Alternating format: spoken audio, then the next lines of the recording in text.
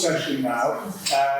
This esteemed panel, it doesn't say that here, but I feel it, this esteemed panel are going to be looking at a continuation of the theme that was discussed earlier about why people may discontinue medicine, and looking at medication use patterns, the challenges, and why flexible treatment strategies have a place. As per the other panel that we had this morning, there is a chair of the panel, Jonna's going to chair the panel. 20 odd years ago, I first met Professor Ian Wong, and we've been friends ever since. And I'm delighted to see back in the country Professor Ian Wong, all the way from the Isles of Jersey, although he doesn't claim his UK roots all the time. Ulrich Muller-Sedgwick, another legend in the world of ADHD. We've heard from Isabel on this subject. Please join us again from all the way from Sweden. Video, who chaired the last panel, is now coming up to talk from the perspective of a service user, if we will use that language, of absolutely not more weighting than these fantastic guys. Two members from that lived experience group of TIMESPAN's Art Karma study, Christian Lynch and Rachel Hughes. Excellent. So we are indeed focusing on the topic of why do people discontinue ADHD treatment, and we have, as you heard, very esteemed and varied panel with different backgrounds, so we'll be hearing different perspectives on this. And we are starting now with some personal perspectives on ADHD treatment. I'm going to start with you, Lydia. So could you share your experience with ADHD treatment? Okay, it's very strange being on the other side of this, so all of this is going to come across as a jumble, but hopefully you'll be able to follow. So I was first diagnosed with ADHD at age 15, 15. And so I was pretty immediately put on medication treatment, titrated quite cautiously by CAMS, and I was under CAMS still at about 18 and a half when I first came to work at Andrea, and that transition into the adult services started. And if it hadn't been for Andrea, I probably wouldn't have been transferred to adult services for a good few years. So thank you, Ulrich, for making that happen as well. For those who don't know, Ulrich used to run the adult ADHD service in Barnet, where I live. So between the two of them, I was able to continue treatment.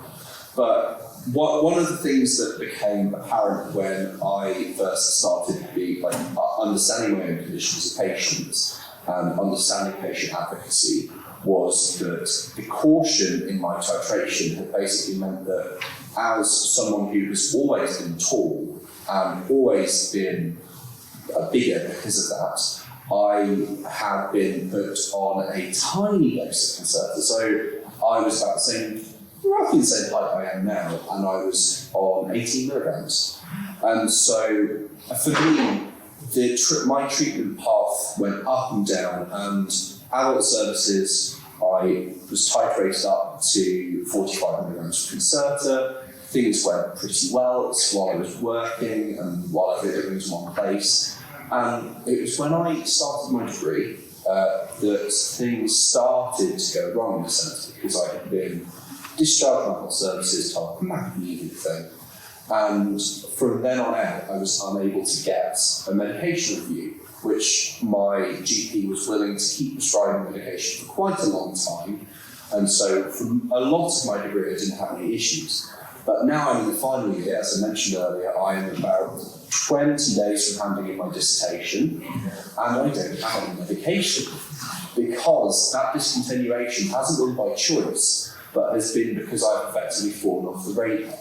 And I wonder how many students this happens to in particular, where your studying is away from where you were titrated, where you were supported, where you were diagnosed, and where that movement within the UK means that our healthcare system doesn't keep up with you.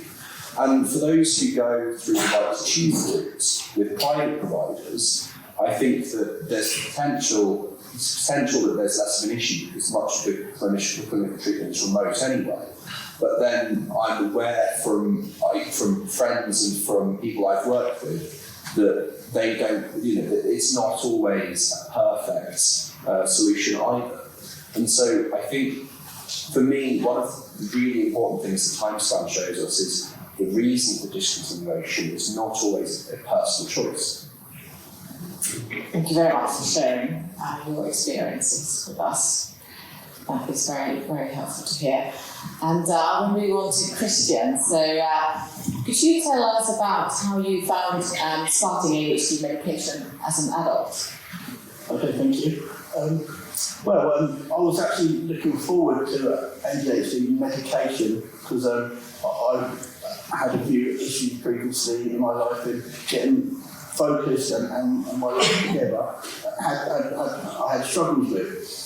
So after the initial period when I started ADHD medication, which was this advocacy, L-bumps to just say that. I started with a 30ml dose and I found that was okay, and that was good, and it was very easy to manage. I currently work as a vessel engineer on a boat which services wind farms, basically a water taxi, and it's quite important, like if I'm doing a particular job like opening and closing a valve, if the engine starts actually not in the correct position, exhaust blows off, that's 2 or 3 hours work. And little struggles at times remembering certain things, but just the medication able to just chill me down so I can focus on one job at a time and not make mistakes that I previously could have made. I never actually did make those mistakes, but almost. So as an adult, for me, it just keeps me less impulsive and less likely to get confrontation, with my partner, etc.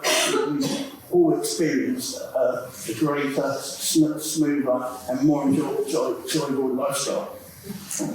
Thank you. And can I then continue with some other questions for you still? So, are there any particular factors that have made it easier or harder for you to stay on medication? Well, I just have to look back on my past experience in life and look at some of the decision making that I've made, and then the rabbit holes I've gone down, and then gone deeper.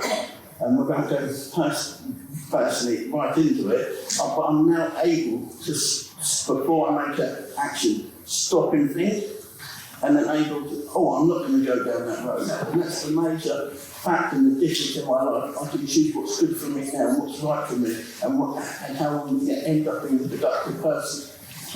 And are there any particular challenges in terms of staying on treatment? Do you find anything difficult in terms of taking the medication and continuing with it? With the medication, not so much now. I've learned, because I've got a long working day, that I split the dose. I don't like to say I'll get 50ml vitamins, 30ml and 20ml. So I'll take 20ml in the morning, and then I'd maybe split a 20ml or take about of the 30ml enough, about 12 o'clock midday, 5 o'clock in the morning, and around midday, and that keeps me fine for the day. But what the only side effects I really get is sometimes don't eat too much during the day, because that can slow me down massively. And so graze during the day, and have a decent meal at night, and try not to eat after that last meal. So keep my weight. Thank you very much. Thank you very much for sharing your experience. It's very helpful to hear. And then Rachel, so your journey with ADHD medication has been then a bit different, and what factors led to your decision to continue or discontinue? So currently I'm not on any medication for my ADHD. The main reason being I tried every single medication whilst I was doing the outcome study, and the first one I tried was L-Vines, and it seemed to work for a little bit, and then I just kind of think I fell off the radar a bit for them. There's just not very much support once you're on the medication. It's kind of like, here's the medication, let's see how it goes. The side effects for me, I didn't eat. I am a hair and makeup artist, that's what I do. When I took my medication, when I was working a wedding, I couldn't get my hair and makeup done in time for people's wedding days, which is obviously really important. I found that it made me focus more on like, it made me focus, but on the wrong things. I was kind of focusing on doing someone's eyeliner for an hour, whereas normally I could do someone's eyeliner and talk and hold a discussion, and then also be thinking about what I was going to do next. So I need to do that hair, I need to do this, I need to keep an eye on the time. It's all these things that I think having ADHD makes me really good at my job. So when I took medication, I was no longer good at my job anymore. Yes, I can do all the admin, but I couldn't actually do the practical side of my job, which is the most important part. So I made a decision to come off the medication.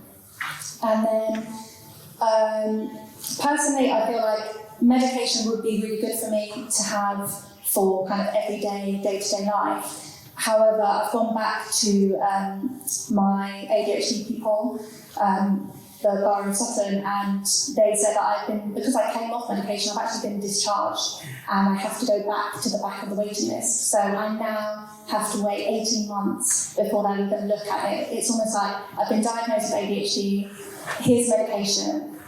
Okay, that medication wasn't working. Let's try something else. Okay, tried all the medications. They weren't working for me. It's like, okay, so we'll make the decision to stop medication. Okay, perfect. We discharged you, which obviously I didn't realise. So now I'm back at the end of the waiting list to hopefully go back on medication for those days that I feel like I need it. Gosh, yeah, that sounds quite challenging. Can I also ask that when you decided not to continue with the medication, did you have an opportunity to discuss that with your clinician at the time? Just on the phone, it was very hard. So there's one, I don't know if it's the same around the country, but there's one email address for the whole borough. So anytime you want to speak to your clinician, you have to go through this one email address. So it's basically, you can't get hold of your ADHD doctor. Personally, I guess it's because they probably have so many patients and they probably be inundated all the time. But yeah, so it's every time I wanted to speak to my clinician as well when I was on medication about changing, it's actually I wasn't getting a response for 3-4 weeks. So you have to make those decisions yourself of what I'm going to take. And it's quite interesting what Christian says about how he's dosing his medication himself. He's worked out that works best for him, but there's nobody telling you how to dose your medication. This is the prescription. You can choose to split it up through the day if you want to, but there's no other support. It's literally his tablets. This will change your life, and it doesn't. And I'm still on the waiting list. I think I've been discharged for therapy, which so I was diagnosed almost 3 years ago, and had no therapy, nothing. It's literally diagnosis, medication. Okay. Thank you, Rachel, for sharing all that with us, and you're clearly highlighting a lot of issues there that would really need to be addressed in the future with the services. Very challenging. And to both of you, really huge thanks for participating in our Outcome project for 12 months. We really appreciate it. It was really helpful for the research. So thank you very much for that. And I would have a question about the outcome study as well. So did you feel that being part of the outcome and remote monitoring study, that did it in any way influence the treatment that you were taking or not continuing with or continuing with? Do you feel that it was anyway affecting that or not? To be honest, I did feel like it affected it slightly because it made me, because I knew that I was being monitored on my body's response to ADHD medication. It made me maybe take medication for a little bit longer than I would have done, or I think it could have affected it in that way a little bit. And then there was a point where I thought I'm going to have to come off the medication because it's not working for me, where I was a bit worried that would then affect the study if I was to come off medication. But I was on medication for about 7 months of the study, I think. Okay, Thank you. Yeah, I quite enjoyed having the little study box on and answering the questions. Here's the thing for me, partway through, just at the end of my titration period, I moved, and they said, oh yeah, you'll still be in one of the 3 boroughs for Slough, Croydon, so I've got a CR4 postcode. Guess what? I was 200 metres out. So I didn't get the psychoanalysis or the therapist side of what they offer as apart from the medication. So the way I saw the Alzheimer doing the study guide, etc., what was almost like a form of CBT, which reminded me how often oils to use olive oil, have you been aggressive, how much you drink, do you smoke. I managed to stop smoking during the I know I could do better. There were so many health aspects to the study, to the questionnaires. So I definitely learned a lot. And I hear stuff on YouTube, read it, and I'm like, oh, perhaps it's that. And then different other people's opinions on stuff. So it was definitely informative, and it was my sort of the counselling side, and like, the way I see it, to me, it comes across a bit CBT-like, and which I understand a lot, which is basic, straight to the point. So yeah, I definitely much appreciate that. Oh, thank you. That's really lovely to hear. Thank you both very much. And we're then moving to the next section of this discussion, and focusing then more on understanding the research and the clinical perspectives. So I'll turn to Isabel next. So you gave your presentation earlier, but if you could here discuss a little bit about your team's research on medication discontinuation and what patterns you see for different age groups. Yeah, so we started in TIMESPAN about 4 years ago, and I've been working both on the genetic side and then also the Card presented, where we look at prescription data from the multiple different countries. And so first we just wanted to sort of describe what does it look like and how many people stop their medication. And Card summarizes very well, but we saw that treatment rates, treatment dropout rates are quite high in the first year, and that's particularly true for young adults. And we've touched on some of the reasons why that's happening already. And we see this really clear peak that at age 18, it's a really clear peak in dropping out of treatment, and it happens across countries in Europe and in Hong Kong and in the US. So we have this kind of global problem that many people seem to, for some reason, not be accessing medication and dropping out of treatment at that age. So I think we have illustrated a clear point where we need to do something. And then we have this pattern that retention to treatment is a bit higher in children, but still it differs between countries, and maybe we could be learning something from Denmark, where they seem to be better at helping children stay in treatment if they need it. We should also emphasize this. Some people stop medication because it's not working, or maybe they don't need it at that point in their life. And that's also kind of what we saw when we look at more long-term patterns. So we raised this point that, people will stop their medication or have a break for maybe 6 months, but when we looked at over 5 years, the number of individuals who could also allow them to then return to treatment and see what percentage of ADHD individuals are actually covered by treatment, then it's higher. So individuals do drop out and then come back to treatment. But we've just heard that can also be very difficult, apparently. So I guess we have a clinical problem there that we could be addressing, that if you do want to come back to treatment, it shouldn't mean that you have to wait 18 months again to do it. And I think this might differ by countries, because the retention to treatment in the UK, as I recall, was a bit worse than it was in some of the other European countries. And what we're doing now that we haven't presented here is that we want to try to, of course, not just describe these patterns, but see if we have anything in our data where we can understand why this is happening.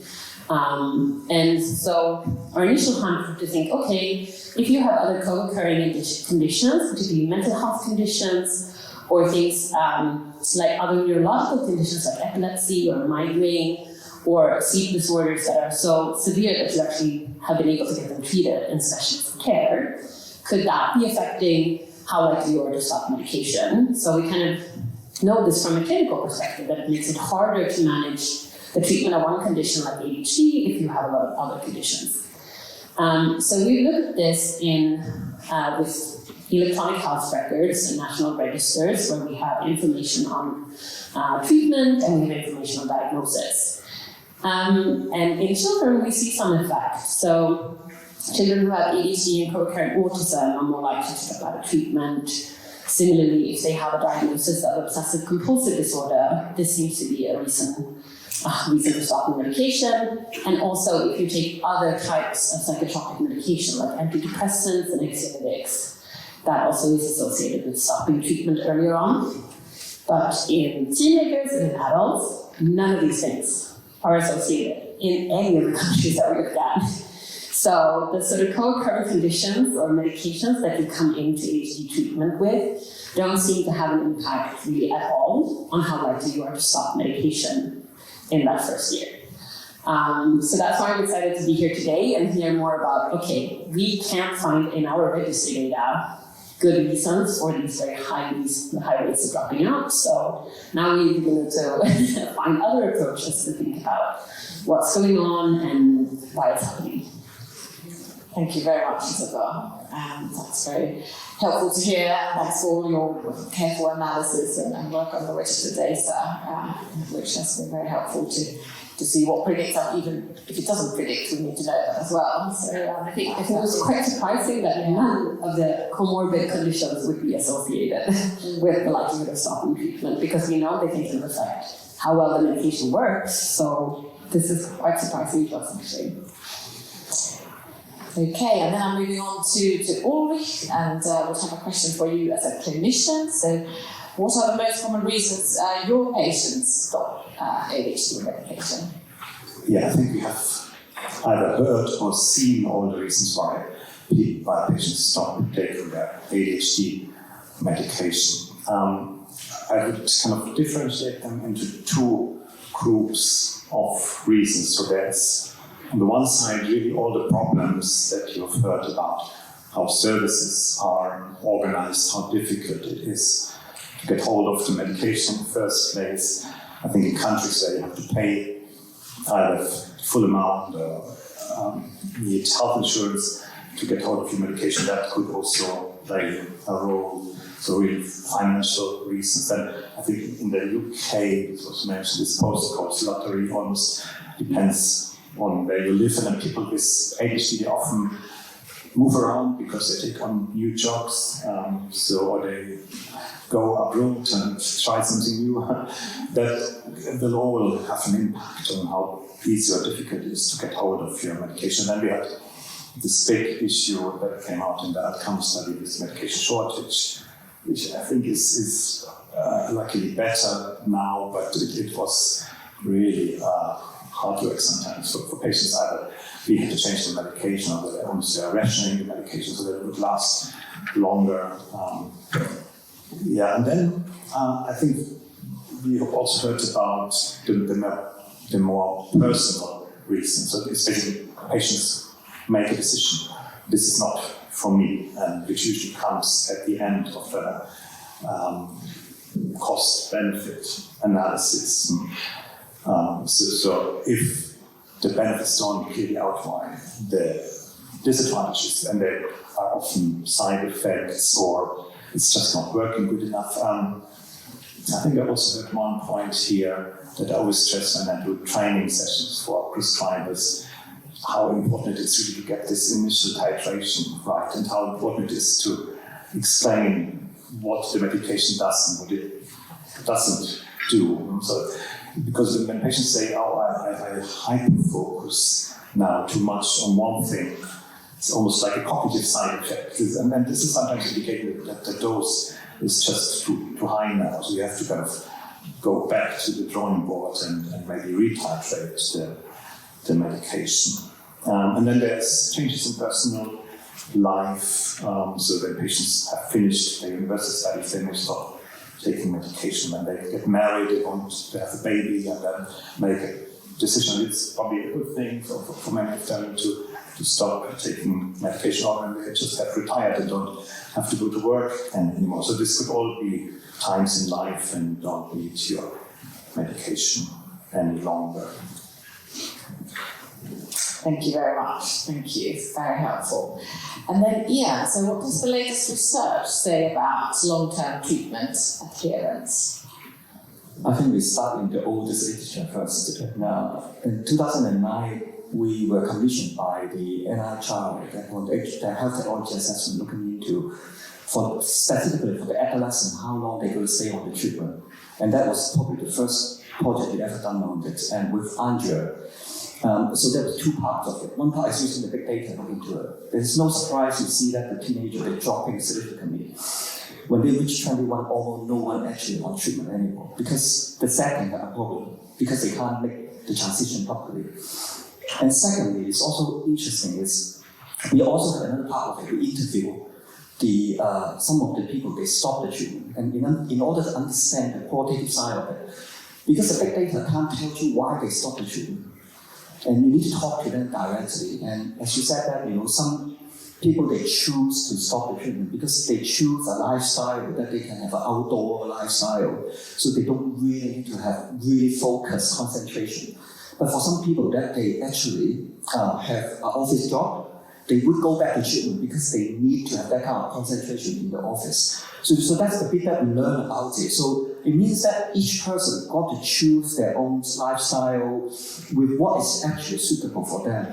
It's also very interesting to talk about the adjustment for the treatment itself. It's not uncommon actually. It's a lot of patients try and error to find the dose or the drug that's perfect for them. So that's the bit that sometimes as the healthcare professional, we are too strong about you have to adhere to what being prescribed. It's not necessarily the best thing to do. So that's one part of it. And then go to another part of it. Of course, Elizabeth already talked about the TIMESPAN data.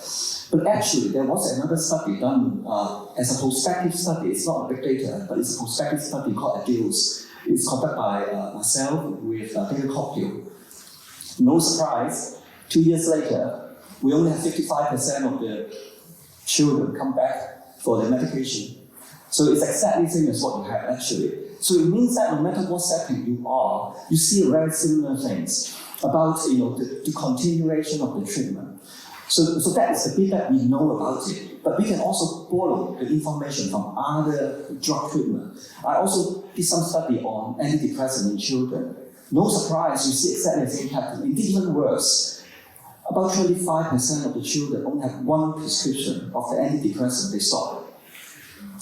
So usually what we actually borrow from other studies, we realize is the early stopper tend to be the people they have adverse drug reaction, have the side effect.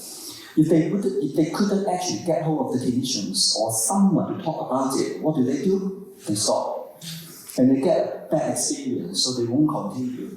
And then you raise one of the important opportunities because they feel that they've been burnt. So they're very cautious about it. So, and then when the people they are after 1 year, 2 years, they stop the treatment. It's usually not because of side effects. It's usually because either they move the goalpost, they think they got better, so they decided to stop the treatment. And then of course they realize it. When they want to go back to the treatment, it'd be quite challenging in some setting. So that's the situation. It's the perception of the side effect and also the perception of the effectiveness, which is very important for the clinical healthcare professional to explain it so that they will know this is coming. Rather than to wait until they have the side effect, rather than wait until they decide to change the goalposts to say, I got better, so I stopped the treatment. So we should actually preempt those. Thank you very much. Lots of insight there. It's really helpful to hear. And then going back to the Alzheimer's study, so one other finding that emerged there as well, as Alice was explaining, is that on a daily basis, it also varies in terms of whether our participants were taking their medications, and not just the discontinuation, but the non-adherence on a daily basis. And so, Ulrich, I would have a question for you, because you've been talking quite a lot in the past about flexible patient-led dosing. So would you like to tell us a little bit about that, and how do you discuss this with your patients? Yeah, I remember that we discussed this at the time when we were planning outcome, and then came up with this question at the end of the day that shouldn't interfere too much with what the patient was actually doing, if they had taken the medication or not. The important thing is really you have to listen to your patient. That's what I always tell my trainee psychiatrists or mental health nurses. And this is basically something I learned from my patients.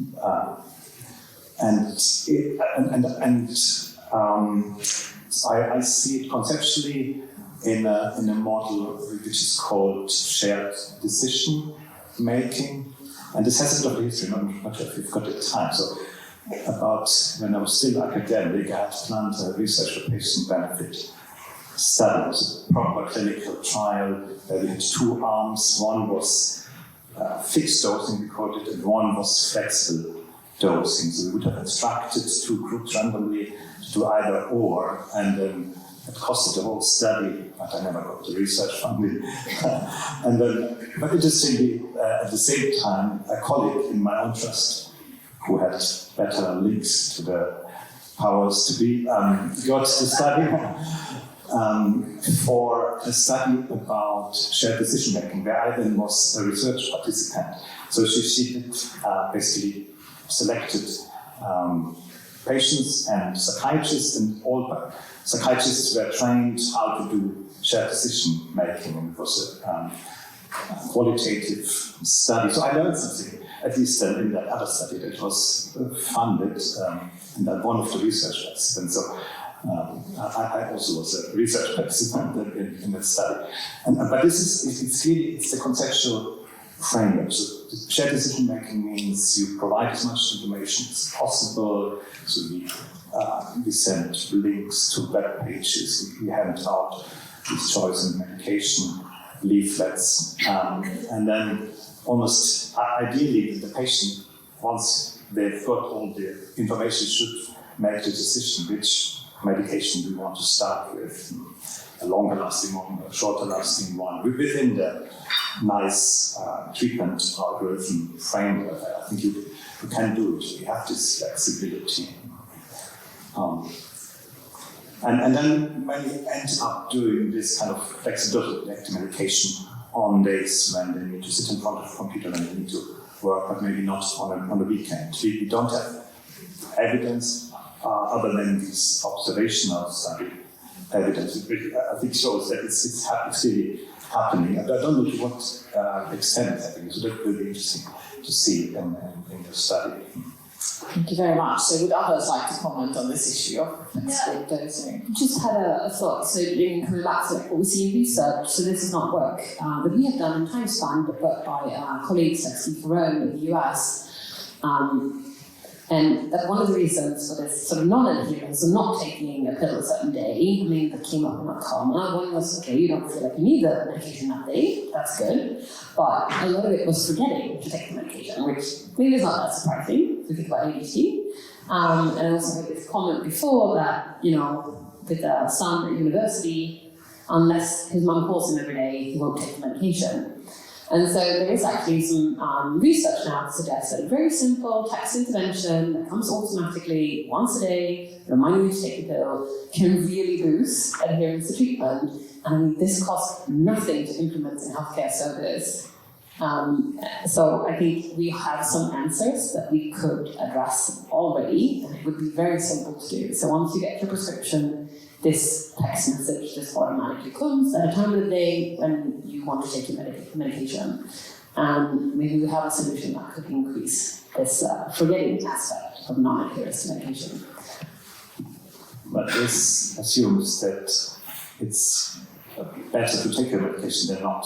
I mean, and I always explain, yes, medication only works, stimulants only work when you take them. But we don't really know how much better it is kind of to take it every day or take it more as and when. And I guess it can still be discretionary to the person if they feel they need it that day. But it might help with the forgetting aspect. Yes. Video also was going to. Sorry, Ian, I'll give it back quickly, I promise. I think that one of the things that in my work with Andrea, that when we've worked with patients, we've always talked about is patient education.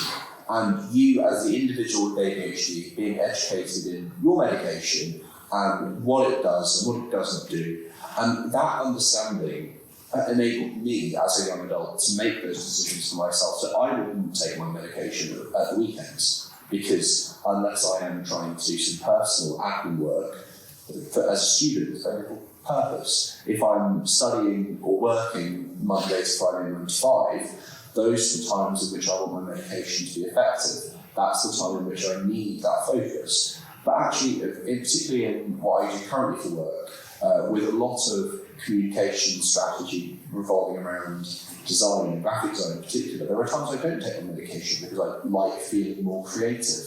And, that's just a feeling. But that's for me a conscious decision where when I've had the access to medication, because I don't right now, that's something what I have, as a person with ADHD, gone, I can own my treatment and I can understand my body and what I need. And the other thing is that it's not for medication, because it never happened either, as I said, but for other things like the sort of general mental well-being and self-care, I use an app called Finch, which lots of people have found to be very effective, and it's linked in with my friends. We remind each other to do things, but also it sends me reminders, and I have a little bird that I take care of by doing things which take care of myself. And for me, that has been incredibly effective at reminding me to do things that I would otherwise forget to do, like take out the bins on a certain day, or to remember to take a little walk for my mental health and general well-being, and spend a few minutes tidying just to feel better on my space.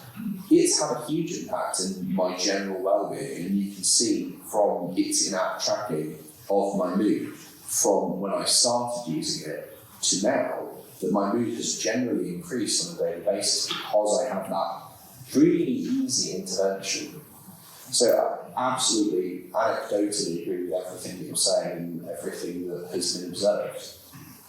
Thank you very much, Lydia, and that's really interesting to hear about the technology and how it can help in sometimes what seems to be simple ways that one can be effective.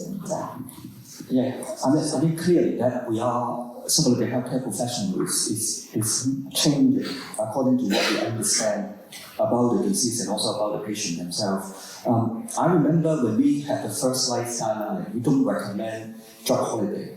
We didn't recommend at all. We asked them to continue to take it. But in the second one, it's already we accepted.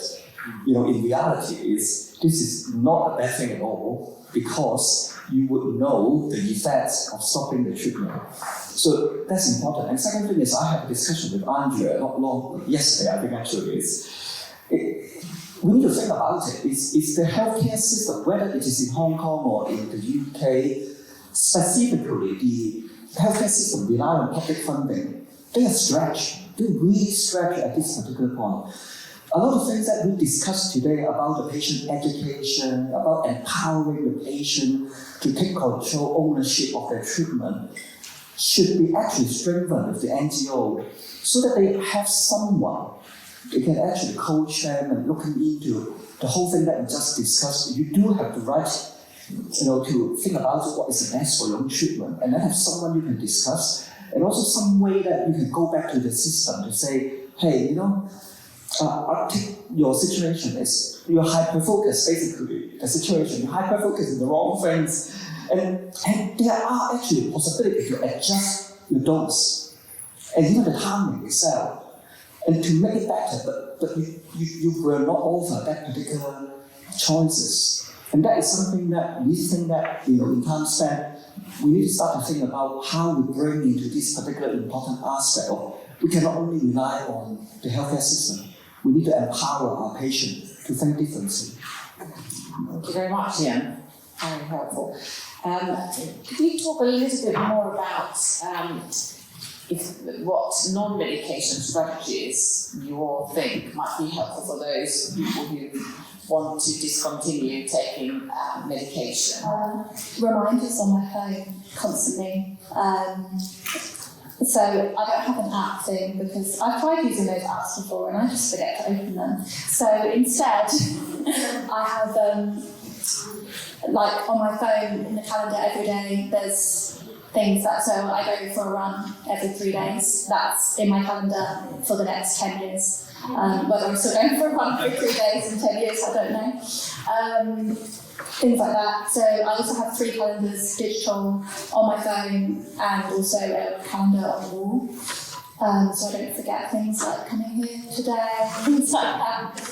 I think it's quite interesting that I was talking to someone earlier actually about how, so I didn't get diagnosed till later on in life. I didn't study for any of my exams, GCSEs, nothing. I didn't revise. I got 10 GCSEs, I got A-levels, I went to university, I got a master's degree, I did all these things that I've never done anything with.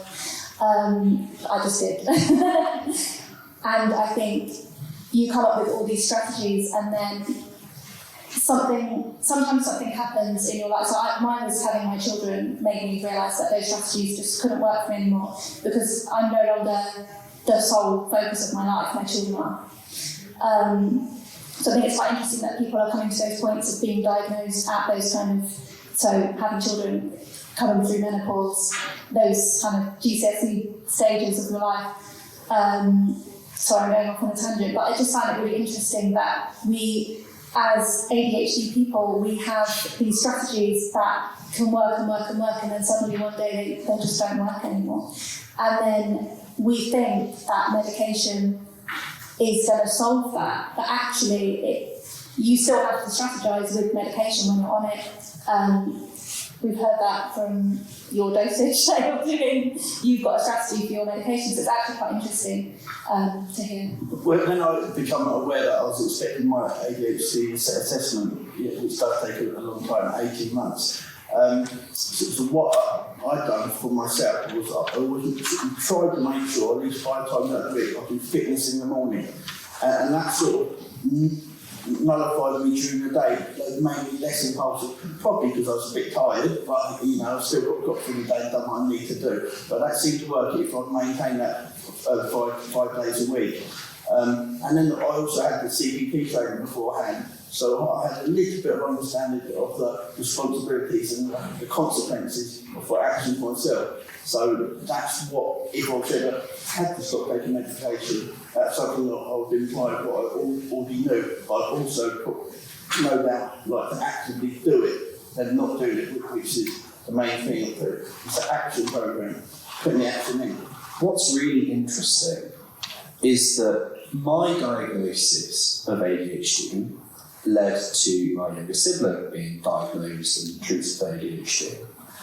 And that's what led to my mum going, I probably have ADHD as well. And what we realised is that all of the coping mechanisms that we would talk about, that Andrea and I would talk about with groups of parents in particular, were just things that my mum had built into her life without realising it.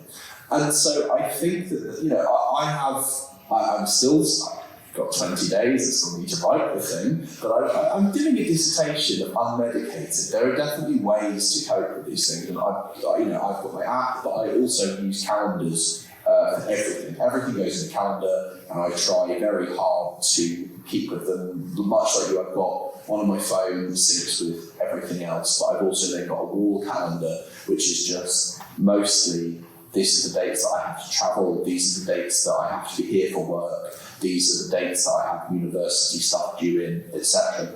And that is how I manage to structure things.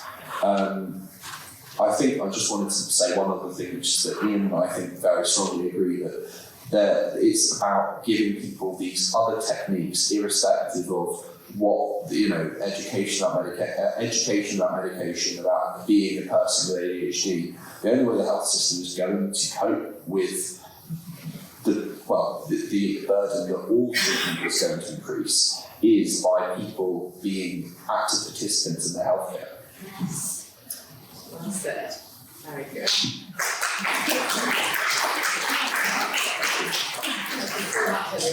It's been really helpful. So just that we can see if the audience would have any questions for any of our panel members. Because of the knowledge now that our brains don't develop fully until we're 25, and obviously with ADHD much later, is there not room for CAMS then to move because we're now not an adult until we're 25, so if CAMS moved up the scale to 25, wouldn't we be losing less of that big drop off, because we're basically asking 18-year-olds who are on, especially with ADHD, who are 18, to manage their own medication? Yeah, so I think we all know that this age of 18 is kind of the worst possible time for transition. But there are good reasons. One of them in the UK, for instance, is that if you are trained as an adult psychiatrist, you can only prescribe for adults, which is 18 plus, and if you're trained only as a child and adolescent psychiatrist, you can only prescribe for children, technically up to the age of 17, 18. It's different for nurses, interestingly. They have basically a lifespan training. And there is more and more ideas to set up what's called youth services. So there would be 16 to 25, and then you have mixed staff, so that the whole decade is covered. Yeah, of course, what you say is supposed to be, but in reality, we do know that there are some clinicians keep the patient longer because they know the patient. If you discharge them, they're not going to go anywhere. So, specifically for some other even more severe type of mental illness. So this is a reality. Yeah, I agree with what you said in there. I have some experience with epilepsy clinic and also with the diabetes clinic. It's very common that in the transition period of time, they set up a joint clinic between the adult and the child physician together. I think it's something to do with because the perception of epilepsy or perception of diabetes are more severe. So that's why they're willing to do that. And if they don't have the perception about the ADHD itself, it's not that severe, then they may not want to invest into it. I think this is something that we all need to think about it. But also on the other hand, sometimes I just think that we know the medication, ADHD medication, far better than most medication, honestly. If you look into the research of the Revive, there's tons of it. And the only reason why we have a problem at this particular point is no one wants to take the responsibility to actually put the computer and write the prescription. That's it. Honestly, not because you suddenly become from 17 to 18, 18 to 19, suddenly your whole physiological system changes. You metabolize the drugs completely different and your symptoms change. No, it's not. It's the care setting change only. So we need to think about highly unlikely, I'm sorry to say that I'm pessimistic, highly unlikely you will be able to set up the joint clinic. But we need to actually think about the setting itself, how to deal with this type of setting. Sorry. Yeah, we then do 2 weeks ago and then video, and then we have one more question, and then So it's just a quick comment to say that actually in quite a lot of countries, including for example Australia, some parts of Sweden, and also other European countries, there is a push for this. So clinics are actually trying to move that continue from child and adolescent mental health services up to age 25. And the WHO is also pushing for this perspective, but I mean, it takes too slow. Like changing a healthcare system takes time. But we have this, at least in some parts of Sweden, they have special clinics for young adults to avoid this transition. And I think it would be really key to do it. So I guess advocacy is the way forward for that. And changing clinical training then. So I guess, like you said, it's not like the biology changes everything, so it should be quite easy to do if there's a will. I would absolutely agree with that. I think the government is consulting how it's going to change the NHS for the future, and this is one of the things that absolutely should be front and centre of that approach. But speaking to my own experience, my therapist at the time was the one who decided that I shouldn't be moved to adult services until I was about 18 and a half, because my birthday is in January. Those of you who know the school year will know that exams are around this time. And so this was basically the worst possible moment for me to lose access to medication when I was doing my A-levels. And that is probably the reason that I got 2 A's and a B, which is, was it 2 A's? No, two B's and an A, but still close enough.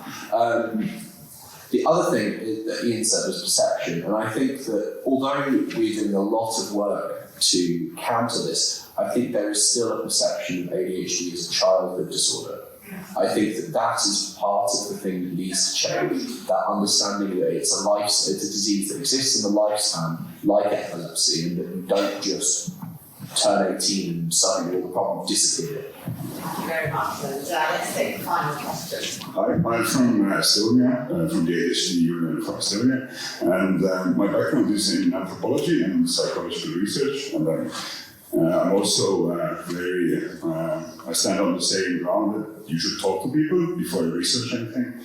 That's why I am teaching anthropological research methods to public service workers also. And one thing that came from seeing your research and came to my mind on why children discontinue medication is something that when I've been talking to my friends' children who discovered that they have ADHD, and why they discontinue is something that comes very close to goal setting, like when you mentioned that you reacted differently, Richard, you mentioned that you started controlling yourself more while you were underwatch in this program. And these are also the term for like goal setting. Usually a psychiatrist gives you drugs and leaves you alone. It doesn't give you any goals. And also when we researched people in Estonia, people who get medicine, they have no idea of what is the aid, what is the help, and what should change. And also in children, the goals are usually, when grown-ups come to ADHD, they're in some kind of crisis, so they need change. But for children, it's usually a crisis for the parents or the educational system.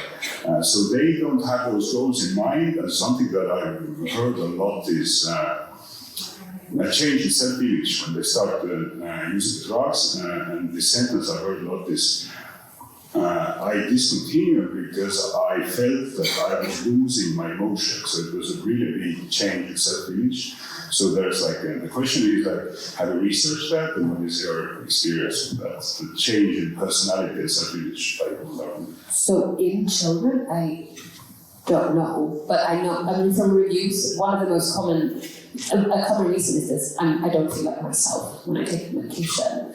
And that comes from both children and adolescent and adult research. And I think that was also common from our common participants. But of course it's maybe something we don't consider enough when it comes to children, because like you said, the goal is to like get through school or not have conflict with the family. But of course, you know, doing the self-image.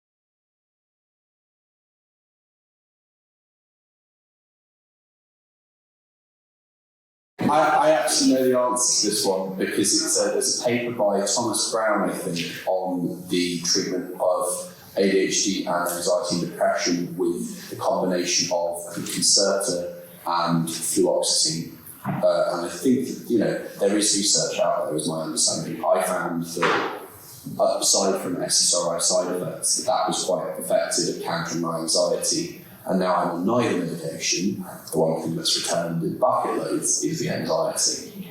Well, thank you very much to all our panel members and also audience members who've participated. So we'll finish the panel discussion part here, and Isabel has some additional tasks for the audience. Round of applause, guys.